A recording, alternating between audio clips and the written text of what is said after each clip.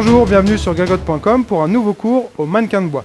Aujourd'hui, on va reprendre un déplacement de la vidéo précédente. Je pars en garde avec la main à l'intérieur entre les deux bras. Je vais retravailler position T avec le Paxao comme ceci, mais cette fois, je vais venir contrer en coup de pied direct.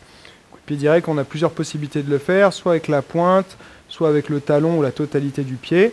Donc je suis là, je peux venir talon ou pointe, plusieurs variantes. En fonction de la distance, on va pouvoir ajuster la position du pied. Si je suis un peu plus près, en général, je vais plutôt chercher avec le talon. Si je suis un peu plus loin, je vais plutôt chercher avec la pointe.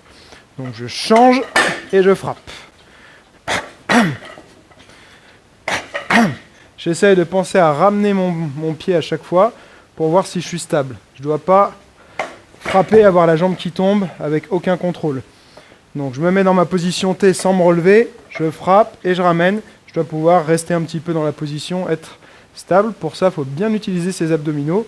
Souvent, c'est un manque de recrutement des abdominaux quand on n'a pas une bonne stabilité. Et aussi, souvent, on se relève trop. Il faut garder la jambe d'appui un petit peu fléchie pour que le genou puisse stabiliser la position. Donc je change, boum, et je vais reposer devant. Ça, c'est la première étape. On repose après avoir plié. Donc sur ma position T, je peux sortir un petit peu plus loin que dans l'épisode précédent parce que j'ai comme optique derrière, bien sûr, de contrer en jambe et de ne pas contrer tout de suite en poing. Ensuite, après avoir ramené, là, je vais travailler ma stabilité en pivotant et venir mettre un coup de pied bas. Ça peut être ici, ça peut être sur le pied, ça peut être plus haut. Plusieurs variantes possibles. On peut s'amuser après avec les différentes hauteurs. Donc,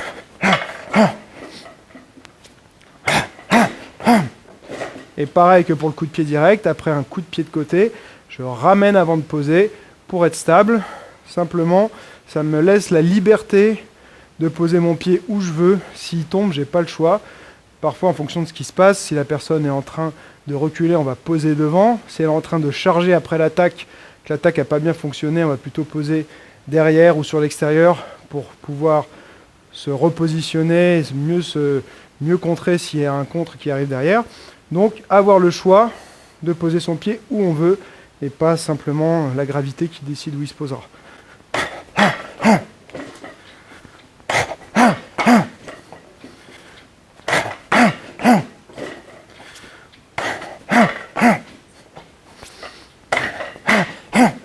En Wing Chun, il y a des coups de pied également, donc là c'est un enchaînement où les frappes sont composées uniquement de coups de pied.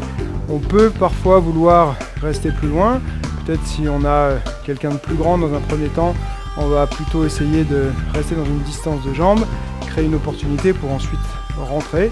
Et puis voilà, ça fait travailler son corps dans l'ensemble. Là, l'enchaînement de 2 coups de pied, c'est pas forcément réaliste, mais ce qui est intéressant, c'est le travail derrière, de stabilité, de maîtrise du mouvement qu'on va acquérir pour réussir à faire cet enchaînement-là. On est sur internet, t'es derrière ton écran. Pour moi, le seul moyen de savoir si tu aimes cette vidéo, c'est que tu me le dises. Donc pense à cliquer sur j'aime, me laisser un petit commentaire et surtout partager sur les réseaux sociaux. Et comme je dis toujours, celui qui croit savoir n'apprend plus, alors garde l'esprit ouvert.